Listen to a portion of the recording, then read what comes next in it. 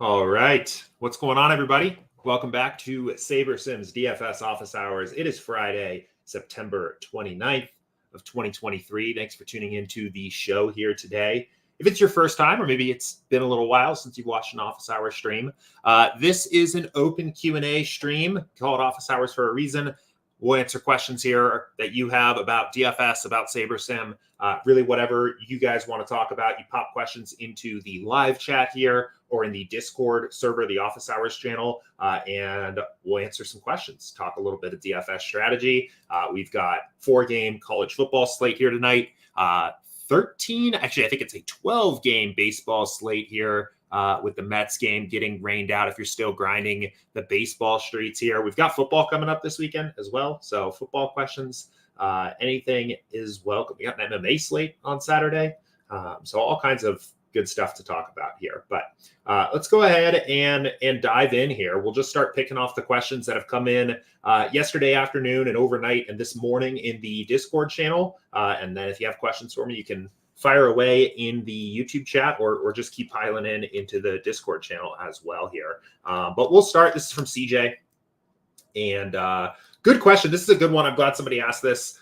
Just a good thing to know about how SaberSim's kind of working with some of this stuff. When doing contest sims with different field projections, meaning ownership projections here, low stakes MME, flagship 20 max here. Let me get a build just going here so we have something to work with. Should we be changing the projections pre-build in the My Ownership column to match the contest type? Is that what it's intended for? And if not, any thoughts on the pros and cons of doing it? Thanks for all you guys do. Yeah, so if you, it kind of depends here. The short of it is you don't need to make sure that happens pre-build, right? You can make those adjustments post-build. It's one of the cool things about SaberSim here now is that pre-build, post-build line is just a lot blurrier than it was before. There's really nothing that you can only do pre-build now, maybe besides lineup rules. And even if you forget to do something before you start building lineups, anytime you can just click the rebuild lineups, and it's like saying, take everything I've already done and just rebuild a new pool around it. So it's just like a lot easier to get things right and to fix things if you forgot to do something. So for this build, for example, I didn't change the ownership projections here. I can change them post-build and it will affect the Saber score here and update it to the ownerships used for the contest type that I'm actually playing. But the reason I'm happy you asked this question, and the very kind of important thing that I want to mention here, is that the ownership projections, if you were running contest sims, don't matter at all, right? The ownership projections themselves are not included in the process of running a contest sim. The field lineups that those ownership projections are based on are selected when you set up a contest sim. So if I were to set up a contest sim for the flagship for this particular slate, for example, it will use the actual field lineups. Or actually, let's do a different example here. So let's say I do the low stakes 20 max, right? It will use the field lineups that are in the low stakes 20 max field set we have. And the low stakes 20 max ownership projections are based on these. But upon selecting the field lineups as the low stakes 20 max, which is, what I'm hypothetically playing in this situation here, that's kind of all you need to do from the contest sim standpoint. So I do see that question come up quite a bit in our support inboxes and things like that. Like, do I need to also set the ownership projections equal to that same field lineup? The ownership projections here are really here just so you can see them. If you're curious, how does ownership change in different contests here and things like that. And if you want to see the actual field lineups themselves, those are available here. But if you're using contest sims, you don't really need to, honestly, you don't need to touch the ownership projections at all, as long as you're selecting the right field lineups. And if you're using Saber Score, you can change those field lineups in a build, mixing things up now. You can change the ownership projection set in a build and it will update the ownership projections used for your Saber scores here. So I guess the short answer to this particular question is specifically to the way that this question is written, you don't need to make sure that this happens before the build. You can change it after the build. It only affects Saber score. It does not affect the contest sims. The ownership projections do not affect the contest sims in a literal way. The field lineups are what the contest sims use. So Cool.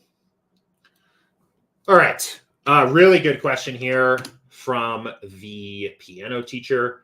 Can you speak to the relationship between randomness in a traditional optimizer and sim diversity in SaberSim? I know sim diversity is superior, seen the results firsthand, but in reviewing my process, I'm trying to understand it more. If I have sim diversity at 10, is that like a more sophisticated version of taking randomness as high as it can possibly go? Or is it doing its own thing entirely and shouldn't be compared to traditional randomness? I mean, the comparison is definitely fair. So what randomness is basically what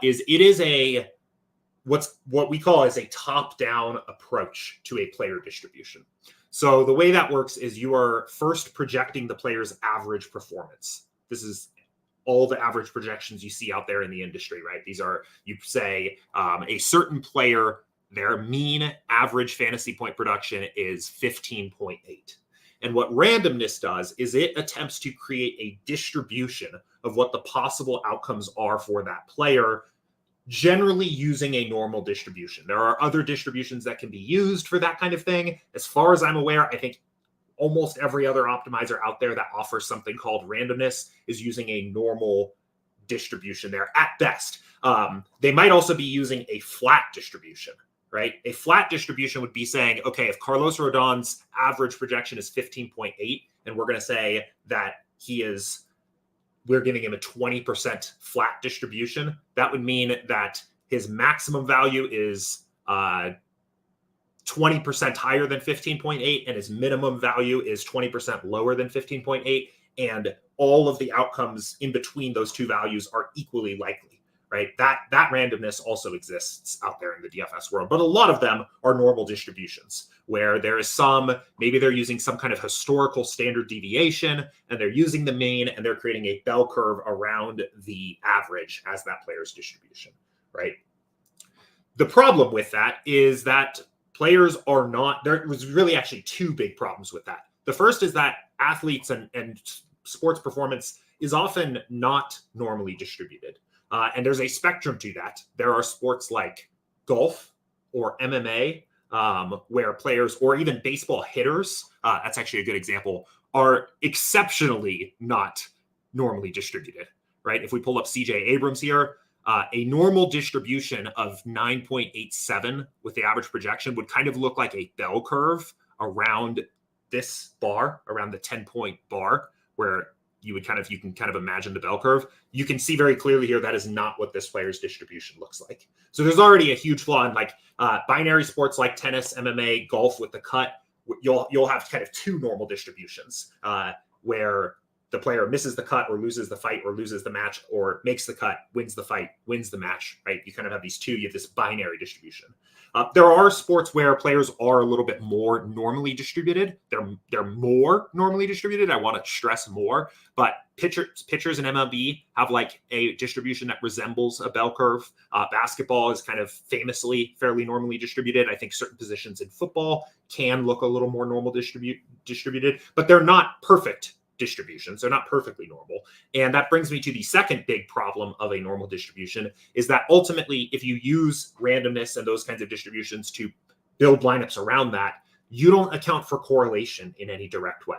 Every player has their own distribution that is ultimately independent from others when the lineup gets made. So if you have, let's say you're assuming that Patrick Mahomes has a normal distribution and Travis Kelce has a normal distribution. Well, when it selects kind of that random projection to use for building any given lineup, what is selected for Patrick Mahomes does not affect what is selected for Travis Kelce at all, right? So you could select the 90th percentile outcome for Patrick Mahomes and assume he's scoring 4 touchdowns and throwing for 300 yards. And then the random selection for Travis Kelce is 4 catches for 40 yards, and it's like a floor type performance, right? Which is a possible outcome, but the optimizer itself there's no intelligence there of thinking about how those two players relate to each other, right?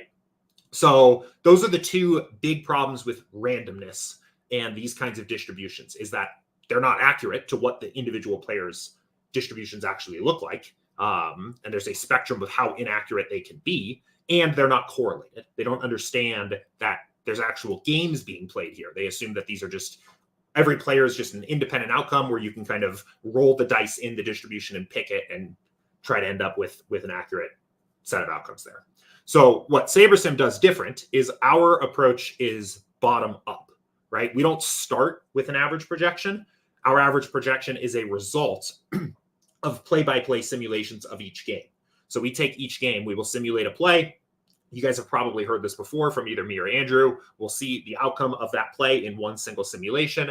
Then we will simulate the next play. Then we will simulate the next play. And we will build out a game script for each game on the slate, right? Then we will do that process thousands of times. And we end up with this range of outcomes, what is possible on the slate. And the average for a player is just the average projection that they scored across all of those sims. It's the total fantasy points scored across all of the sims divided by the number of simulations we have. And when we build lineups and we're using sim diversity, what we're actually doing here is sim diversity, instead of it being how randomly distributed do you want this player's outcomes to be in a normal distribution, it is how big do you want your buckets of simulations to be per lineup built, right? At 0, we're using every simulation bucket. So we are just using the average projection for the player. At 10, we are using a single game simulation. So we're picking out amongst a set of thousands of game simulations, we're setting the player's projections to 1, like to not to 1, but to what they scored in one game simulation and using that to build a lineup. And there's a spectrum here in between those. So 8, for example, is going to use a relatively small bucket of game simulations to use as the projections for those lineups. And 2 will not use all of the game simulations, but it'll use a generally pretty large bucket, right? So lower sim diversity gets you closer to averages. Higher sim diversity gives you closer to single game simulation optimals when you're building your lineups.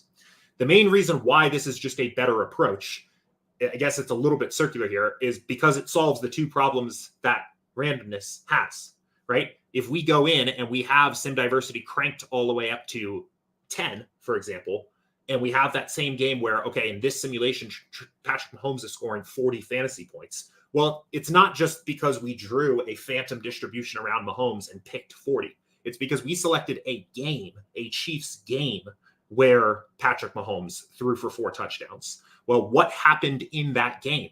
Well, the Jets defense probably did not do very well.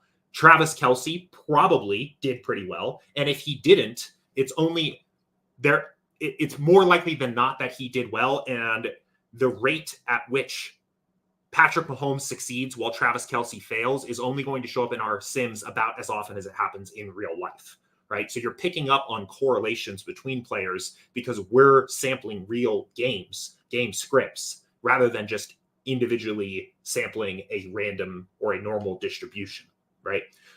And it also is using the true distributions of players, right? A good example of this, if you've used traditional optimizers before, is in baseball.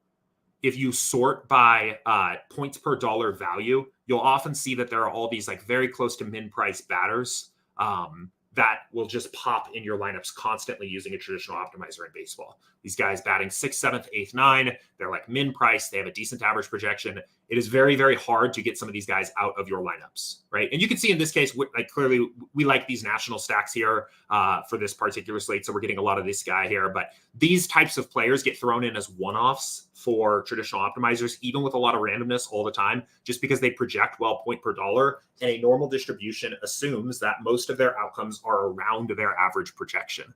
But if we click into any of these guys, right, sims understand what these players' distributions actually look like.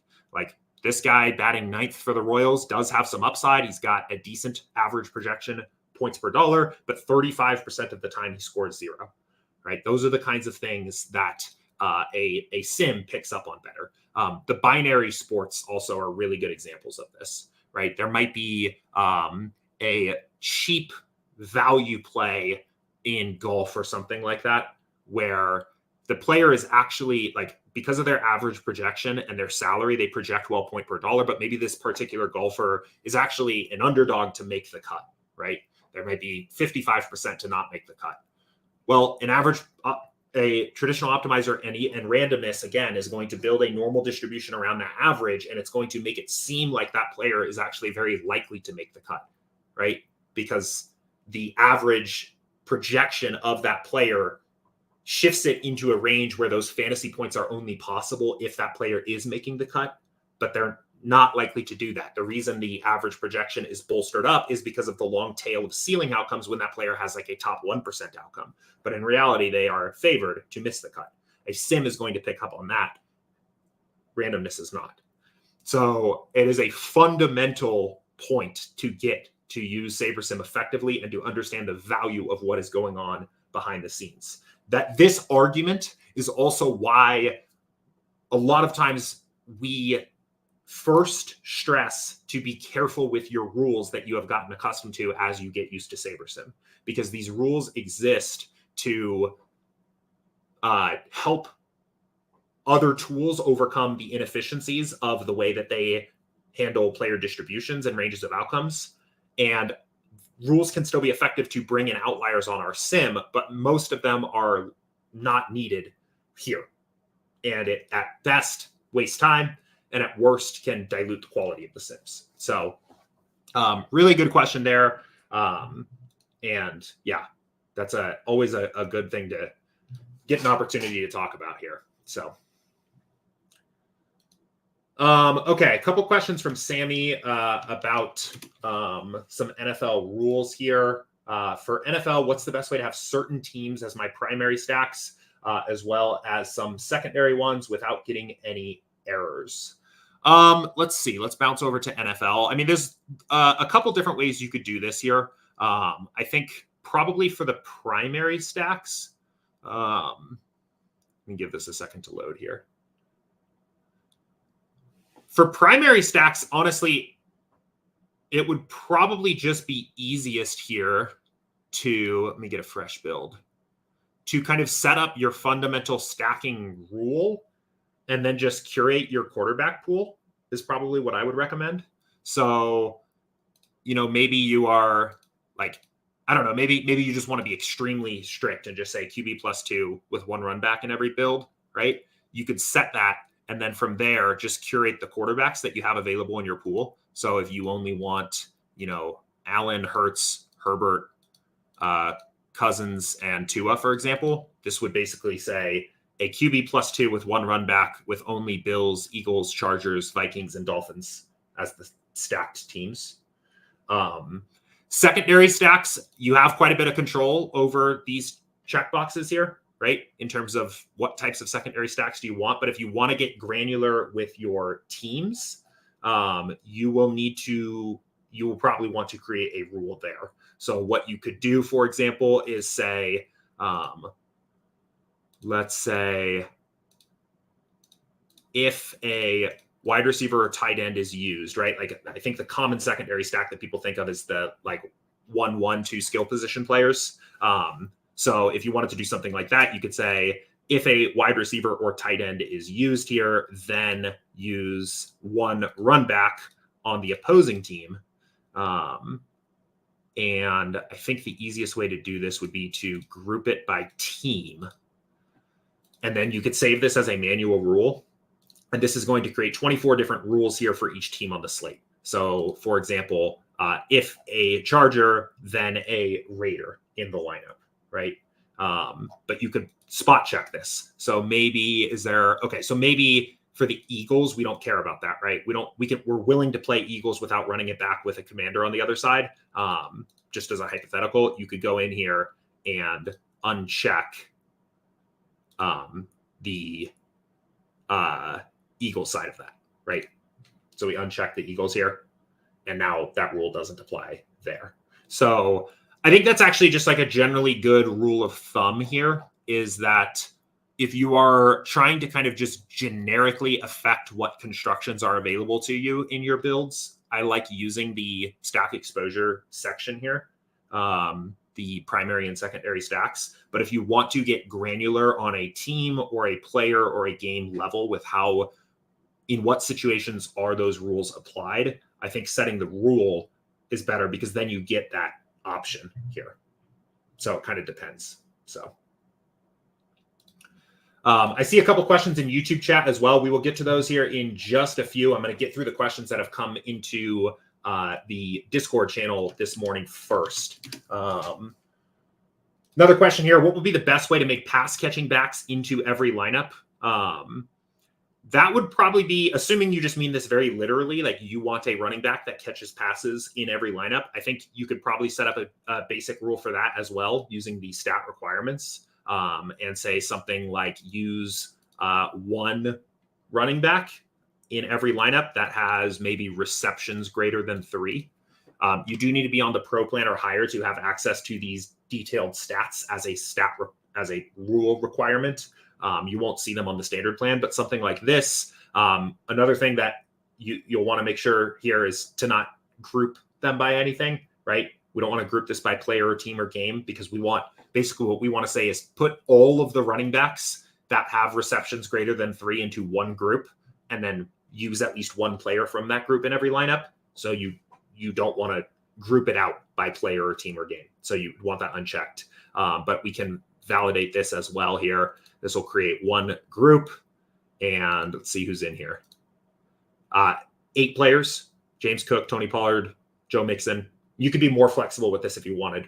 This is relatively a limited pool, right? You're saying use one of these 8 running backs in every single lineup, but you could do 2.5 receptions or 2 receptions or something like that. So that should work. Another way that I've kind of heard this question asked before is like, don't use a running back that doesn't catch passes with the quarterback. So you could do something like that as well, where instead you are saying, if exactly one running back is used with receptions less than, let's say 2.5. Oops. Then use exactly 0 quarterbacks on the same team. And this one you would want to group by player. And we can validate this as well by saving this quickly here. It's going to make a ton of these because there's a ton of running backs projected for very little, but you can see if Javonte Williams, then no Russell Wilson, which, like, again, be careful with these, right? Because to me, I would totally play Javonte Williams with Russell Wilson, right? Like, so be careful with sometimes the way that these are applied, but you can set a rule like that as well. K Joe here says, with the new swap, can you swap and unlock games like you could before? I wanted to back test something. Yeah, you can. I actually had to ask Scott about this morning, but this is found in the game stack section. It is a column that can be added for the lock button. So if you go to a past slate, right click on the column headers in the games section, edit columns, and you can enable the lock, and then you can simulate the slate as if certain games were already locked here. So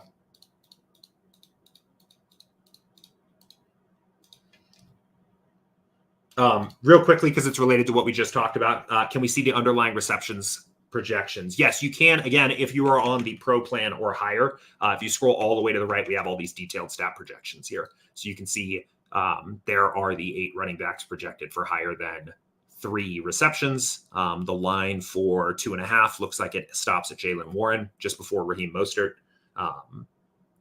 So, yes.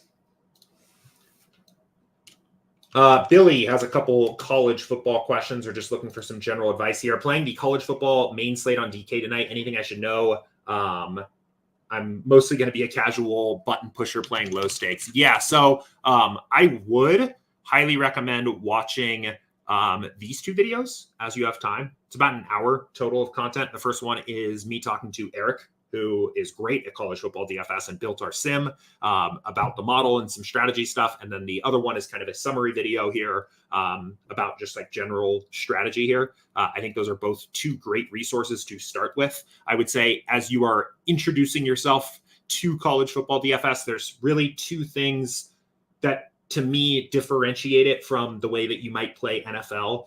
The first is that it is a much more important late swap sport, because games are starting at a lot of different times and the injury reporting is pretty rough. There's not really a lot of official injury reporting. A lot of it comes through Twitter and beat reporters and like this guy's out on the field wearing sweatpants or he's suited up and it looks like he's going to play, and things change quite a bit.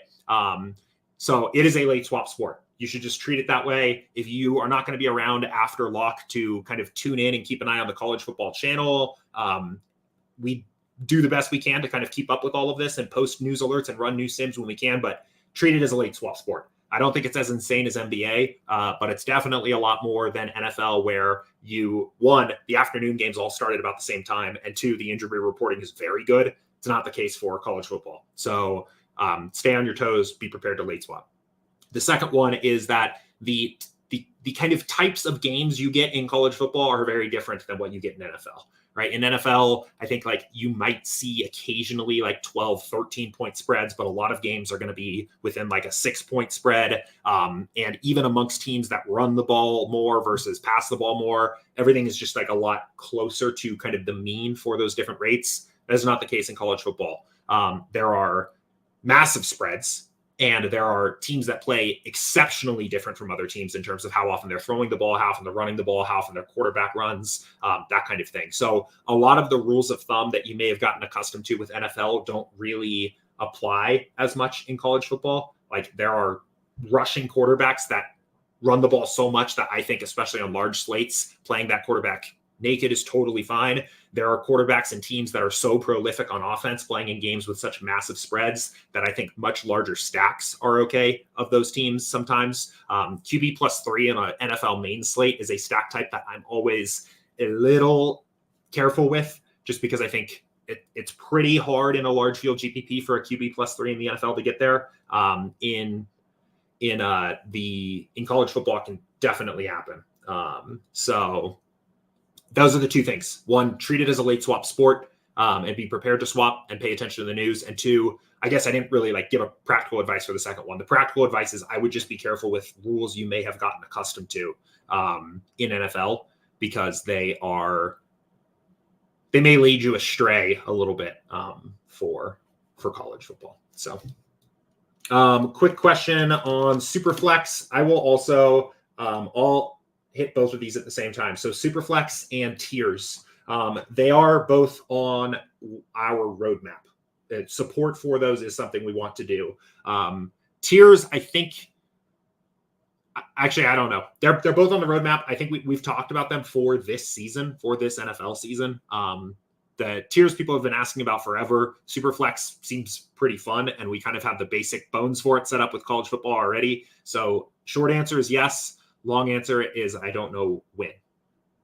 So Neil says, is a geomean filter your preferred way to manage dupes in Showdown? I would say cautiously yes.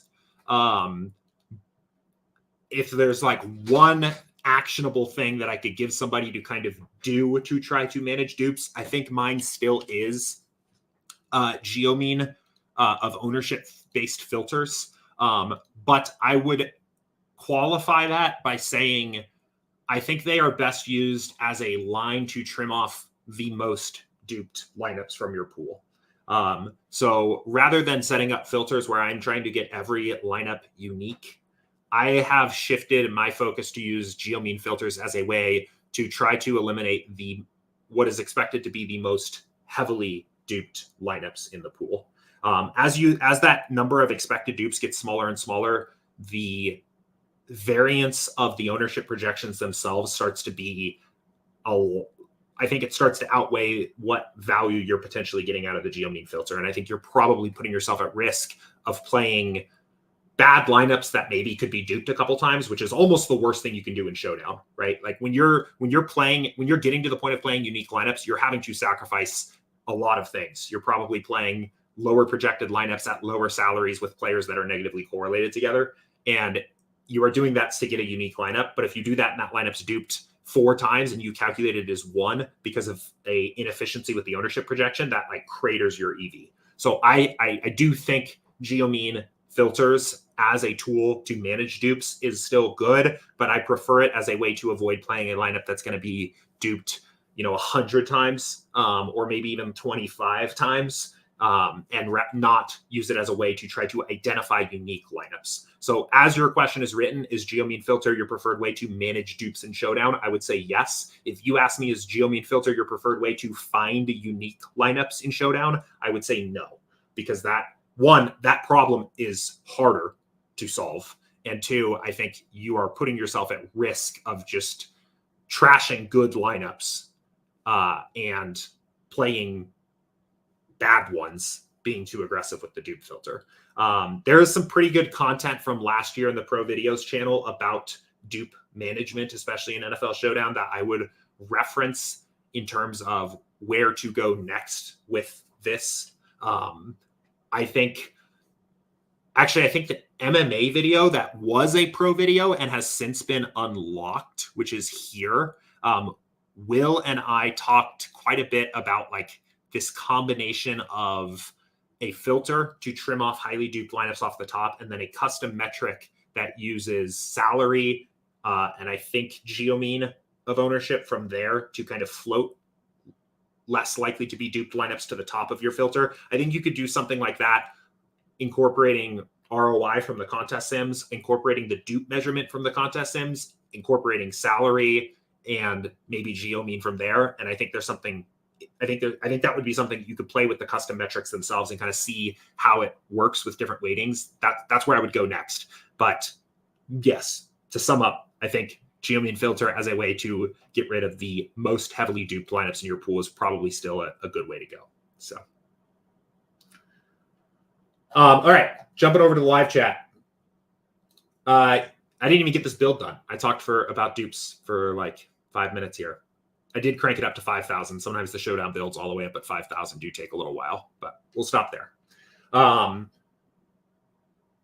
Okay, so we kind of talked about this one here a second ago, but let's come back to this here so we can kind of give a specific example here. How can I create rules for only some teams without making individual groups? I don't want to pair a quarterback with a running back unless that team is Indianapolis here.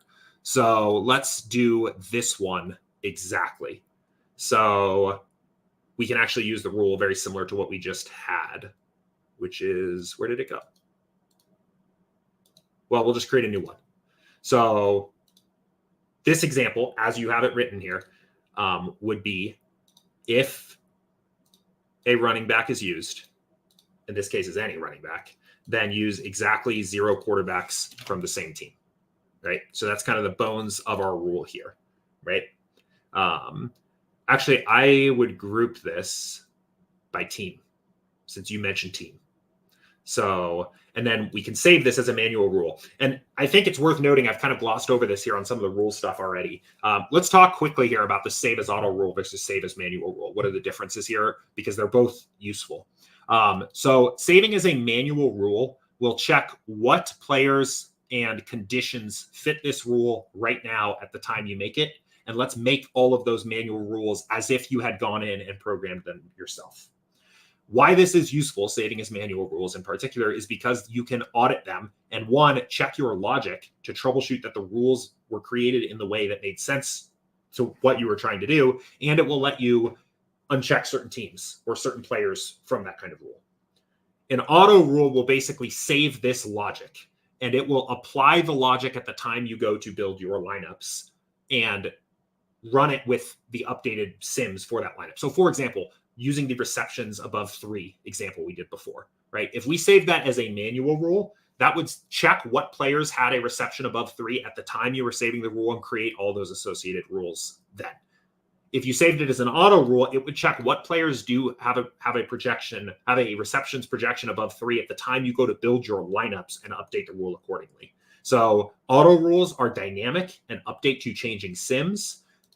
Manual rules are static and let you troubleshoot and triage and edit those rules as needed. So anyway, if exactly 1 running back is used, then use no quarterback from the same team. Let's save this as a manual rule here. We have a rule for every team. Let's see. If a Miami running back is in the lineup, then don't use Tua. So the logic looks good. And now we could go in and uncheck Indy from this. So does not apply to Indy now. So that's the way to do it. Skull says, what are the field lineups when I run the contest sim? Is it the pool of 5,000 or do you guys have field lineups in the back end? It depends on the way that you set it. So if we have a build of lineups here, I would say to be clear, for most cases, it is a set of field lineups stored in the back end. And if you are following the steps of going to your contest tab, right-clicking on the contest and adding contest sim, it is going to assume that that's what you want to do. So I have 20 entries in the $1.20 max right now. For this contest sim of this set of lineups, it will use a set of field lineups for the low stakes 20 max, right? So it's using a different set, basically is a 5,000 lineup sample set of what we think the field would play if this $1.20 max that I'm entering was a 5,000 person contest. 5,000 lineup contest is kind of the way I think about it. And you can see these if you want to go look at them in the contest tab here under ownership contests at the bottom. If you click that and then click low stakes 20 max, it will open up over here the actual lineups in that field sample, right? So there they are. But you can sim builds against themselves or against other builds on SaberSim. This field lineups field in the contest sim settings here can be set to any build in SaberSim here, provided it has lineups in it. 6, 7, and 8 don't have lineups in it here, so I can't select those. But I could sim this set of 5,000 lineups against themselves if I selected field lineups, build 5. So this would sim these lineups against themselves. So it kind of depends. But for most cases, you're probably, and I would recommend starting with using the field lineups that we're building. And if you want to try to start building your own fields, you can do that in SaberSim and use that as your field lineups instead. So Sheet says, can I use contest sim settings on subsequent slates without re-entering them for tournaments which I play every day? At the moment, no. This has come up a lot. Very common question. Something we definitely want to do there. But there is no way to kind of save your contest sim settings for different slates. But comes up all the time. And I think one of our next quality of life updates we want to do to the contest sims in general is to just kind of add those. Ryan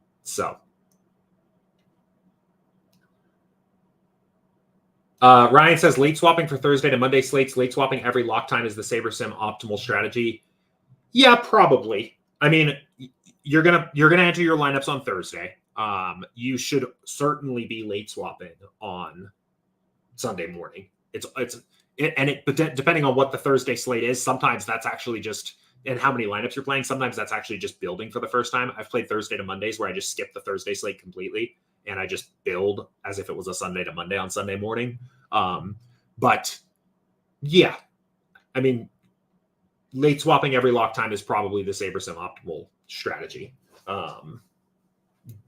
Do you need to late swap on the afternoon slates if there is no news that breaks? Maybe not, but that can be hard to know if news has broken, and your downside of late swapping when you didn't need to is basically zero. So yes, safest thing is to probably late swap for each lock window. But the most important ones to make sure that you do late swap for is probably the Sunday morning one, right? You wouldn't want to, there is a lot of news that breaks on Friday and Saturday for NFL that you would not want to miss in your Thursday to Mondays. I actually think that's probably, I think Thursday to Monday slates in NFL, although I find them pretty tedious to play because of how long they go on and how much you have to swap. I actually think there's probably quite a bit of edge there because there's probably enough people not bothering to update on Sunday morning from what they entered on Thursday. And a lot of times the Thursday players are over-owned is what I've found. That may have changed as like the field just has gotten better, but historically, what I've seen is a lot of people entering that slate want somebody to root for on Thursday night, and they'll just play someone, right? So sometimes that means you get buried by David Montgomery, who ends up randomly over-owned because he scored 3 touchdowns on a Thursday slate, and people wanted someone to root for. But like in general, it seems like those Thursday games get a little over-owned there. So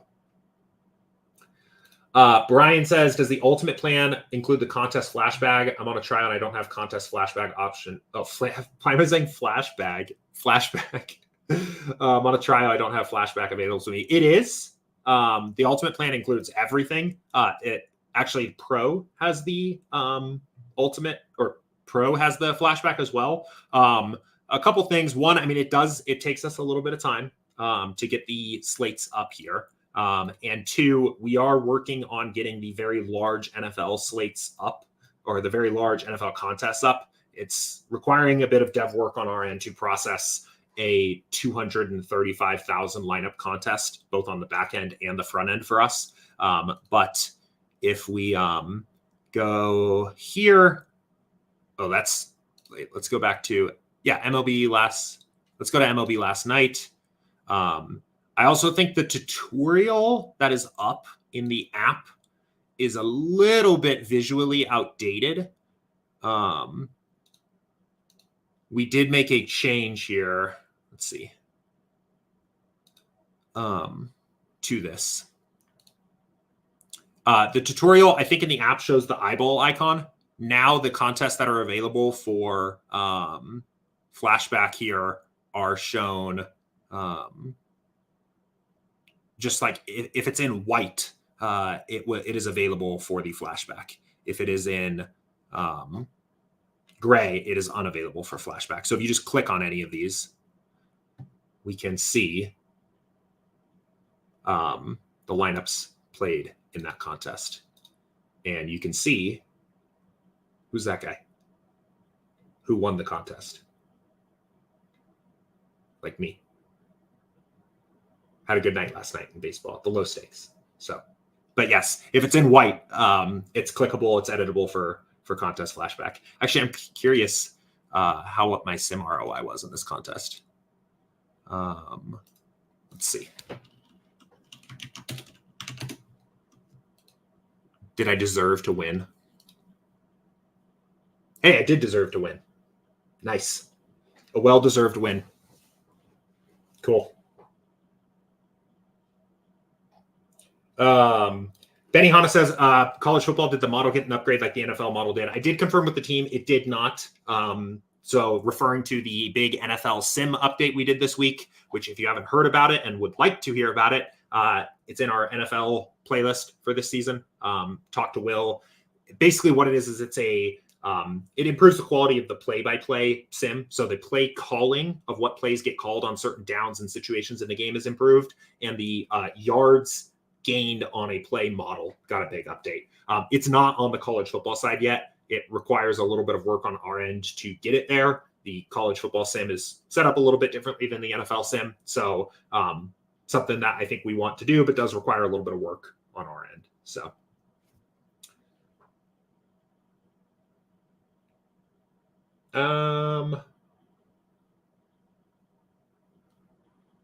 Samuel said, is there a way to set a numerical percentage for ranges of outcomes? Kind of.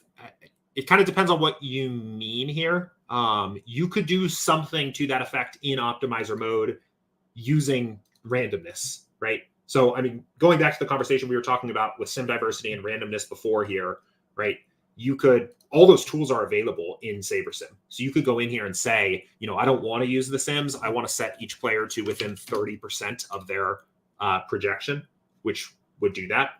You can also create normal distributions using either the SaberSim standard deviation, your own standard deviation, or standard deviation expressed as a percentage of a player's mean projection. But again, I spent like 20 minutes on this stream here talking about the limitations of randomness. So I would proceed with caution with doing that because I think you would just be better served using the sims. But that would be kind of the way to do that there. So.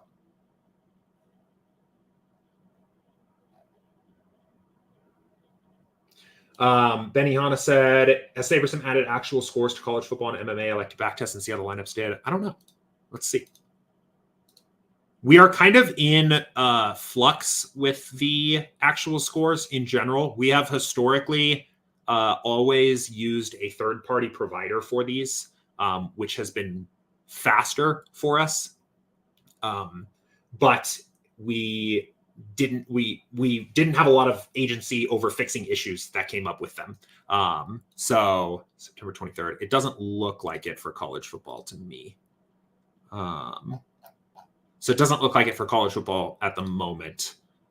Anyway, but we are kind of slowly working on bringing that in-house so that we can kind of control what sports we have actual scores for, fix issues with actual scores, all of that kind of stuff. So I'm not seeing actual scores for MMA either. So I guess the answer is no for now, but we are working on a project to bring that in-house, make it easier to get those up, fix issues with them, make it faster. I've read product ownership is related to the half from sum ownership. Is that applicable in the Sims or even usable within the Sims? I don't think that is true. If I like half of sum ownership is not a part of the product ownership calculation.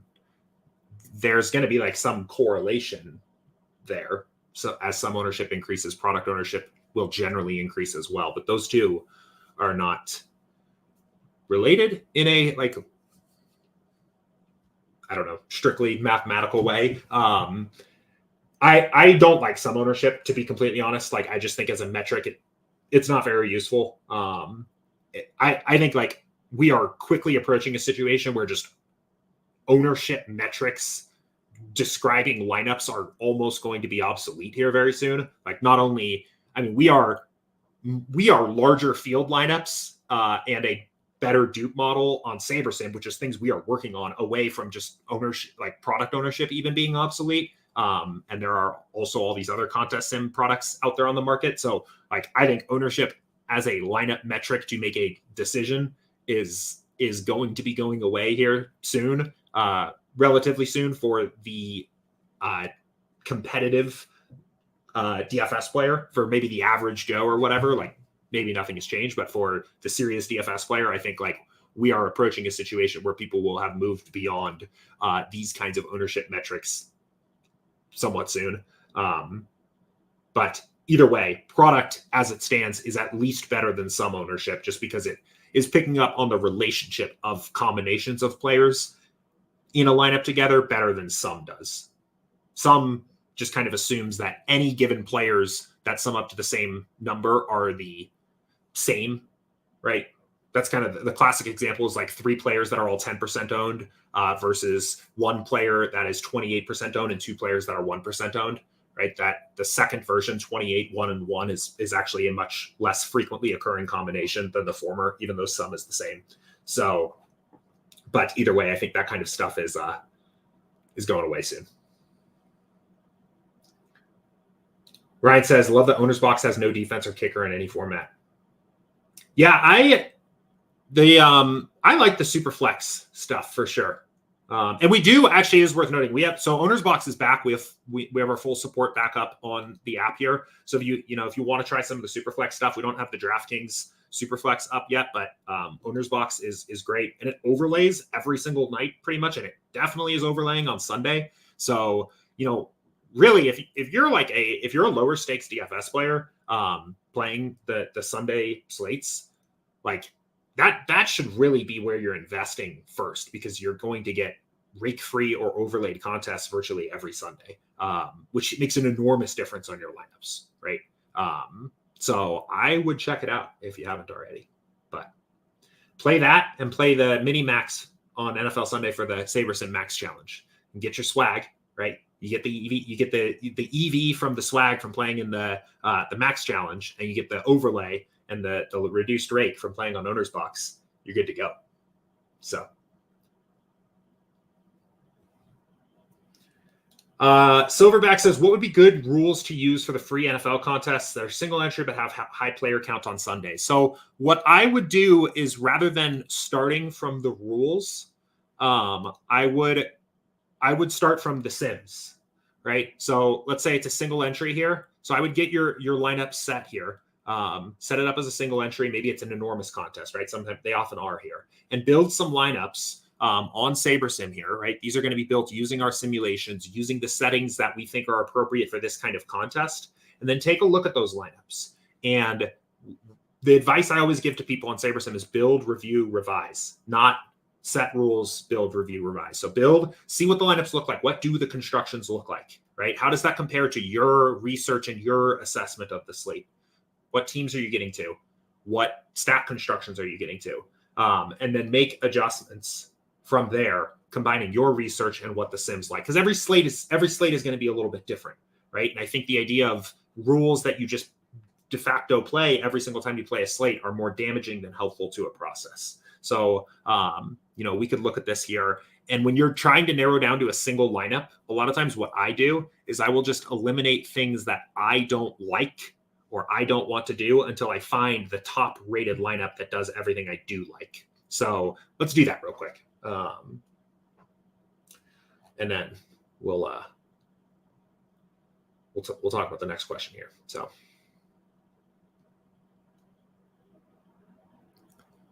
Okay, so let's set this equal to 1. And this is how, when I'm playing just a single lineup, I'll kind of look at this here. So lineup 1 is a huge game stack of probably the highest total game on the slate, right?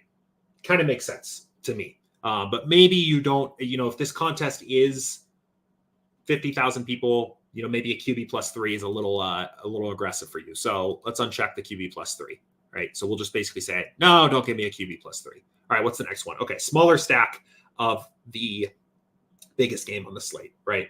QB plus 1 with 2 Chargers, right? Lineup's looking pretty good, but maybe Durham Smythe, maybe you don't want to go all the way down to Durham Smythe at tight end, right? So you can kind of uncheck. We have 5,000 lineups to look through here, right? So you've got plenty of lineups to look at here. So we just start unchecking.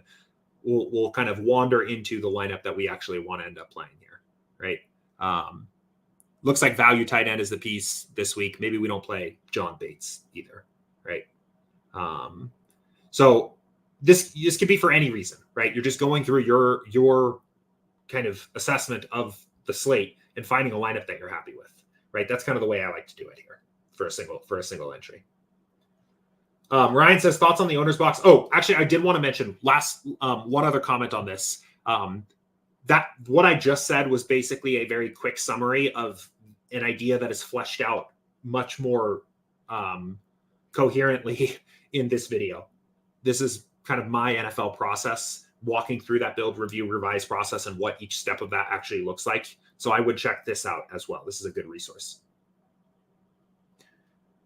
Thoughts on the OwnersBox Showdown format with only QB and skill position players? I honestly haven't touched it. So I have not played it too much, but it sounds cool, if only because getting crushed by a optimal captain defense is like the worst experience ever in NFL DFS. The question I have is, okay, so they do the same thing FanDuel does, it looks like, which is player costs the same to roster at flex and the multiplier spot, which I really don't like, unfortunately, because I think it makes the pool of viable captains, or whatever they call it, multipliers, Superflex 1.5x. It just makes the pool of players that are viable in that spot a lot smaller. You typically need the highest scorer on the slate to be optimal in that spot. And then it just makes it a lot harder to avoid duplication while still playing good lineups. So don't love that. I am curious how many players are in a lineup. I'm realizing I'm like revealing how little I knew about this particular contest type that I should know more about here. But I'm curious. One thing, the saving grace here would be 6 players in the lineup. I'm hoping they do 6 players in the lineup. FanDuel has just a brutal NFL single game format. Same pricing for flex and super flex, or flex and MVP, and 5 players in the lineup. It's like dupe city. Really, really hard to play good unduped lineups on FanDuel from my perspective. But if you have 6 players in the lineup, I think that's fine. Is it 6? Oh, it's 5. Yeah. I don't love it. I would say if it overlays, I start to love it. But if it's not overlaying, probably not my preferred place to play. It looks like pricing is at least pretty tight. I mean, I'm intrigued by the fact that there is actually quite a bit of players showing up as optimal MVPs here. And on FanDuel, you typically don't get that. So I'm wondering if maybe they've just made pricing very tight, because this is actually a pretty, I'm surprised how diverse this multiplier pool is. On MVP, on FanDuel, it's like take the both quarterbacks and take the best player on both sides, and that's your viable MVP pool. But this actually looks a little more diverse than I would have expected in terms of how many players are showing up here. So maybe it looks good. And again, if it overlays, like, all systems go. I like it if it's overlaying. So in terms of single game contests, I think there's two good ways to do it. I think the first is the DraftKings method, which is you pay more for your captain, right? Because then that introduces a lot of, instead of, as a generalization, instead of looking for the player that scored the most fantasy points in your captain spot, you're looking for the player that was scored the most fantasy points per dollar in the captain spot. And you have interesting builds where, like, sometimes a captain for 400 makes sense, or virtually any player that's going to play time on the field can make sense of captain. It makes it really interesting that way. And I don't know why FanDuel doesn't do this more. FanDuel's NBA single game product is actually pretty interesting with the 3 multipliers. I think the 2x, 1.5x, 1.2x with two utilities is really cool. And I wish they did that for football, because I think it would differentiate them in a better way. So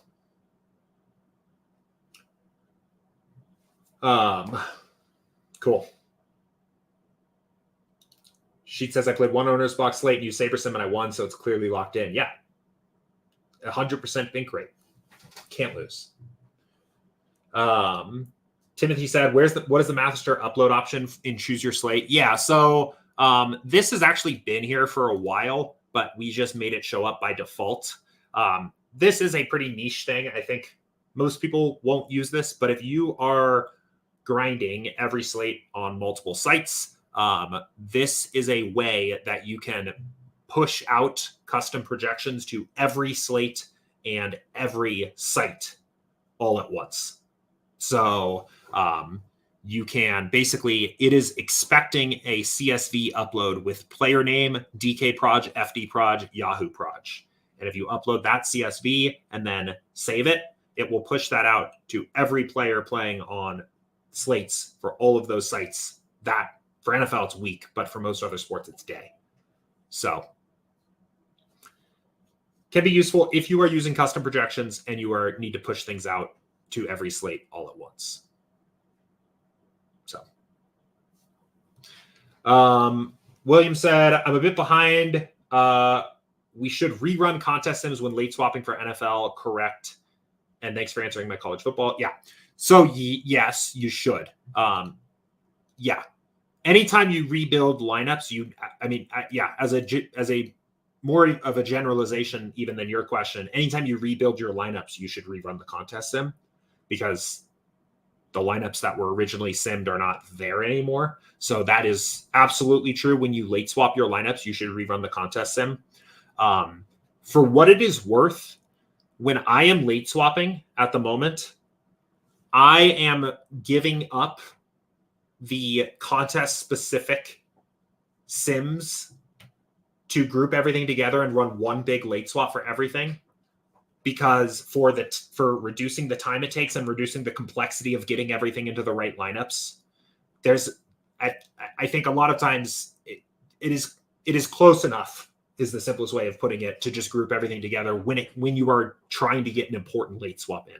So I will keep things kind of a little more contest specific pre-lock, but post-lock, if I am late swapping, especially trying to capture some important news that has come out, or college football is like a good example, where like sometimes that news is breaking really close to when the games are locking. For me, I am grabbing all of my contests, hitting late swap, running it, picking a contest that is kind of close to everything I played as my late swap contest and field lineups, and letting it rip and getting my swaps in.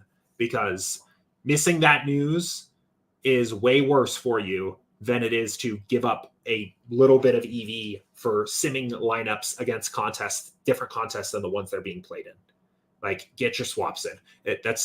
I've talked about that on NBA for years, not from the lens of contest sims, but from the lens of like If you are out of time, reset everything. Get rid of your rules. Get rid of your exposures. Get the swaps in. Get the players that are playing in. Same thing applies here, where it's like, let the contest specific sim settings go. Get the swaps in. So, but yes, to your question, and that's true even if you just hit rebuild lineups, right? If you've simmed your lineups against a contest sim here and then rebuild, you need to rerun the sim. So,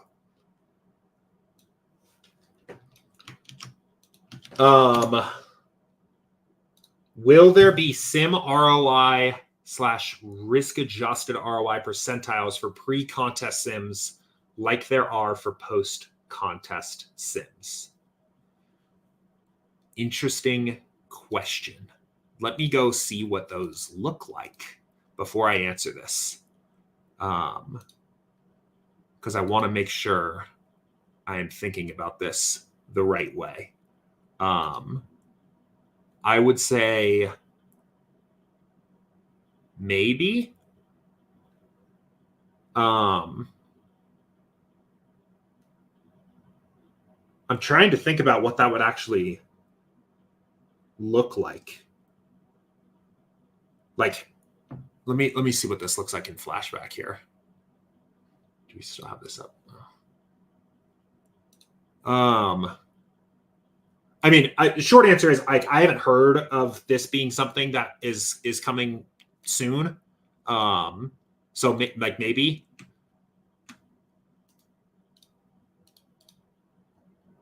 Sim 95th percentile profit. Interesting. Oh, as profit. Okay. Yeah. Maybe. I think it makes more sense thinking about it as profit. Yeah, maybe. It would require a little bit of work because this is at a portfolio level. So this is for like a given player. What is their 95th percentile from a profit standpoint?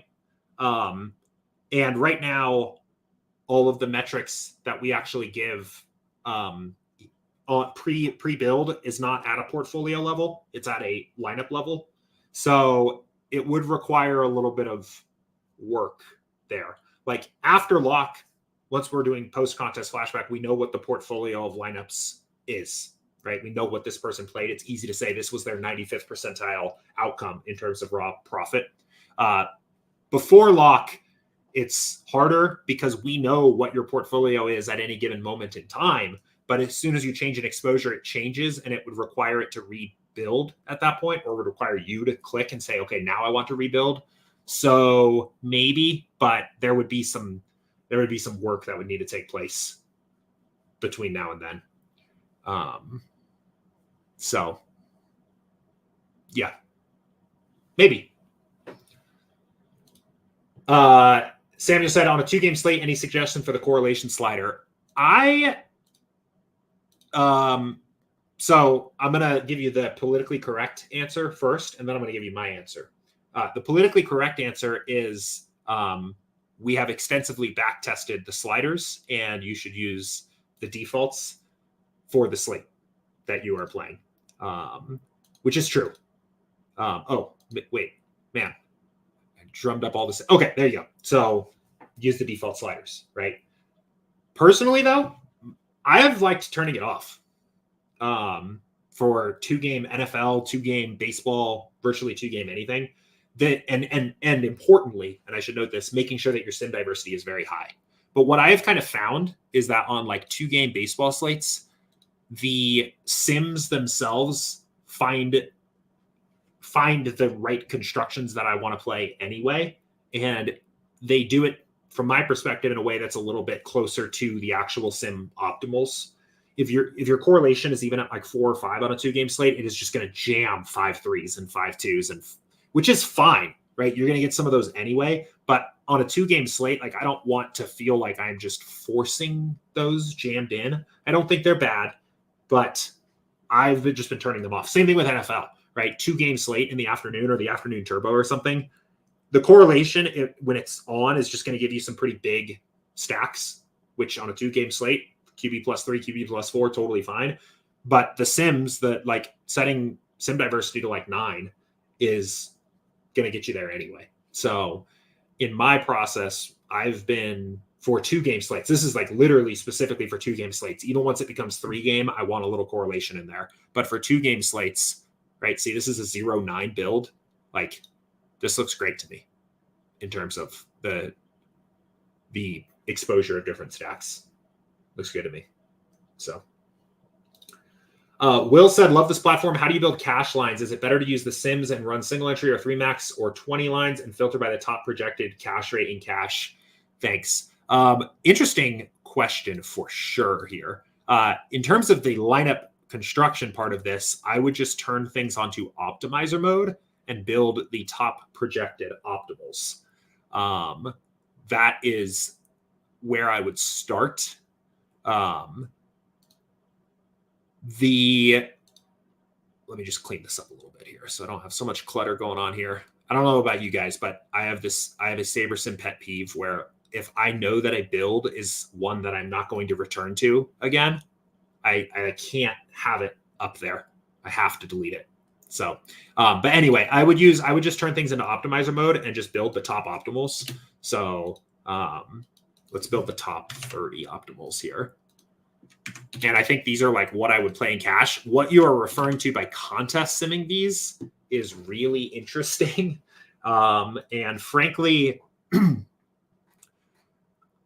I don't think we're set up well to contest sim your lineups for cache games right now, only because we don't have good cache fields. Like, I don't know what you would use for a cache game field.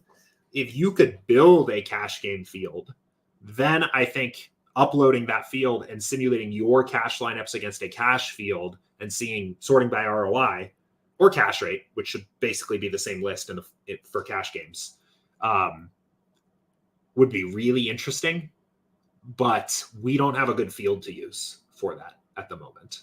So, I mean, you could maybe use like as the closest thing we could get to a functioning field for cache games. Maybe it's like the high stakes single entry, but you're going to see stacks in those builds and you're going to see people sacrificing projections to correlate their lineups. So it's not going to be a very good cache field, but it is a very interesting idea to create a cache field and contest sim against it. But you would have to build one and then upload that field as a build in a new build here. Right click, upload pool, and upload that field and use that as your field lineups for your cache games. So Ryan said NBA month is back. Yes, indeed. Almost. Still September, but getting close. I know it's coming up quick. It's always a fun time of year. I'm excited for NBA this year. I'm very excited. I think the contest sims are going to be pretty interesting for NBA in particular. Especially with we have some cool stuff planned for like late swap and making that easier to use and more time efficient too, which is very important for NBA. But NBA is kind of an interesting one where like just the lines of like what is right to do in your contest is just a lot blurrier, at least for me. Like how correlation ultimately affects individual players, especially at their upside, is kind of tricky to think through. And like good chalk versus bad chalk. Like I think people often rush to say like, well, NBA chalk is just good, but that's not like strictly true, right? When I think people kind of know that, but parsing that out and figuring out, okay, like how much ownership versus projection and like how, like, can I play LeBron James and Anthony Davis together? Or is it always bad to do that? Like those, I don't think those are clear cut answers in the same way that like things are like, at some level that you want to stack up your baseball lineup and you want to have a baseline quarterback stack in football and that like, playing the chalkiest stack at Coors Field, like slate dependent is maybe you want to be careful with that kind of thing, right? Like I think it's harder in NBA. So I'm excited to contest sim it out. Let's say you build 150 max. Have you ever back tested the sims versus other optimizer counterparts before in an ROI way? I haven't.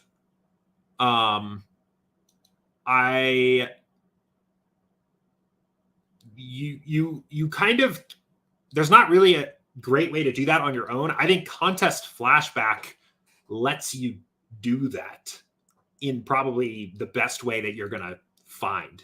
I mean, it's biased because it's using the SaberSim sims, which presumably you use to build lineups on SaberSim. So it's going to grade them well.